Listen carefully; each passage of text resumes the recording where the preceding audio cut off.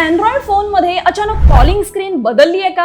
आणि तुम्हीही विचार करताय का की हा अपडेट आपण केलाच नाही, मग बदल कसा काय झाला?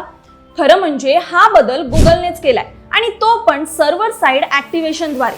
म्हणजेच ऍप अपडेट न करता थेट तुमच्या फोनवर नवा इंटरफेस दिसायला लागलाय. आता कॉल हिस्ट्री वेगळी वेगळी दिसेल, आधीसारखी ग्रुपमध्ये नाही. फेवरेट कॉन्टॅक्ट्स आणि कॉल हिस्ट्री एकत्र एका ठिकाणी येणार आहेत. इतकंच नाही तर इन कॉल स्क्रीन मध्येही मोठे बदल झालेत.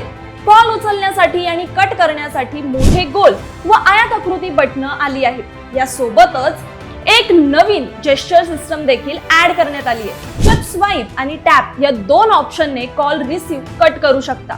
पण काही जणांना हा बदल चांगला वाटला तर काही जण याने खूप नाराज झाले. मात्र गुगलने म्हटलंय की पुढे मेसेज, कॉन्टॅक्ट्स, जीमेल आणि फोटोज सारख्या इतर ऍप्स मध्येही हेच बदल दिसून येतील. त्यामुळे आता अपडेट न करताही तुमच्या फोनचा डायलर गुगल हळूहळू बदलत जाईल. पण तुम्हाला हा नवा इंटरफेस कसा वाटला हे कमेंट मध्ये नक्की सांगा.